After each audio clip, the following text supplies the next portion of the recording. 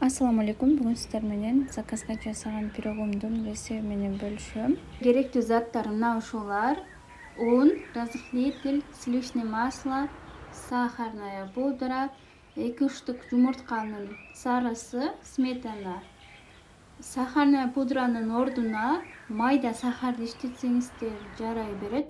Ал эми сливочное маслонун ордуна эң жакшы маргаринди колдонсоңуздар дагы болот. Канча грамм экендигин видеонун түбүнө жазып коем. Жумурткабызды куябыз. Пудрабызды, маргаринди, сметананы, сливочный маслобуз кыздар бөлмө температурасында болуусу шарт. Эми буну миксерлейбиз.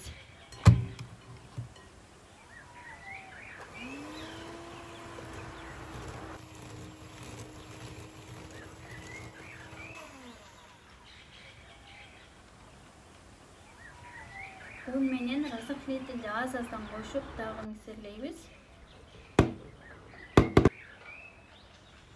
Мынакей кыздар миксерлеп алдык. Тегиз аралаштырып,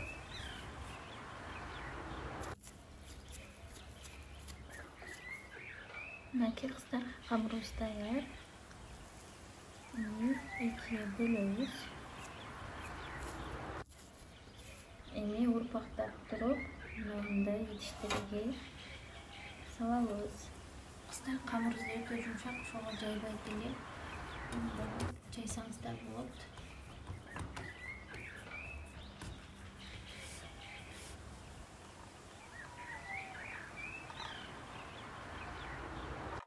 Мынакей уже даяр кыздар. Эми буну вилка менен сайып коебуз.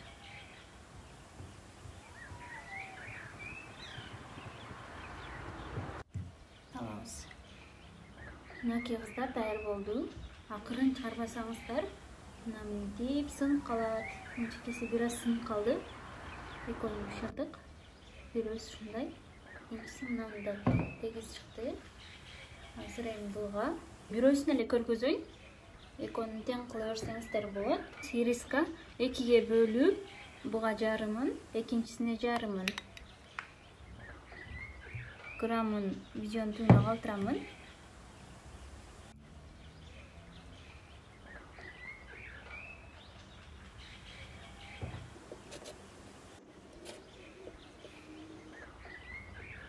Мына банандарыбызды ачып алабыз.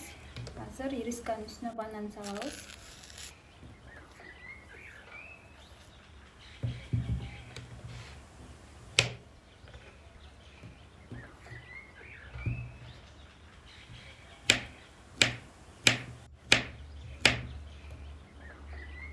Ezip чыгарсыздар.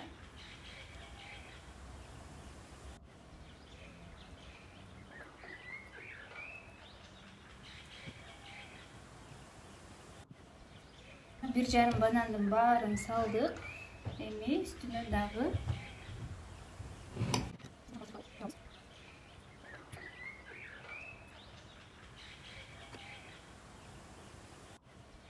мынакей болду. Эми азыр бетине крем жасайбыз. Кремине бизге сливки керек, натуральный 33%тен жогорусун кошосуздар. Буну азыр морозилкке 10 мүнөткө салып койдум. Ага сахарная пудрадан кошуп туруп крем жасайбыз. Сахарная пудрадан 2 кашык кошомун. Калаңыздарга жараша кошо бересиздер. Формасын кармап калганда, мисалдегенде токтотосуздар. Болбосо ийирип кетет. Бул натуральный болгонуна байланыштуу. Ошондой. Эми буну мындай мейсокко салабыз.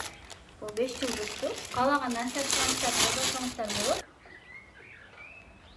Коздойбуз.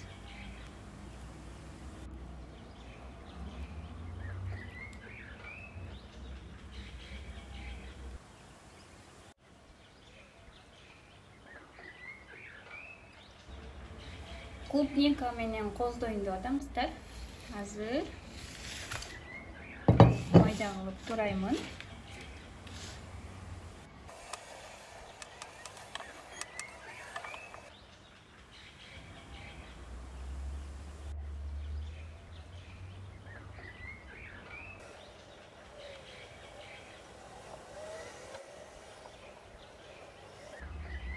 кегіздар даяр болып қалды. Эми саханный пудрадан biraz üstüne сеп коебуз. Аягына чейин көргөн болсоңуз, подписаться болуп, комментарий жазганды унутпаңыз.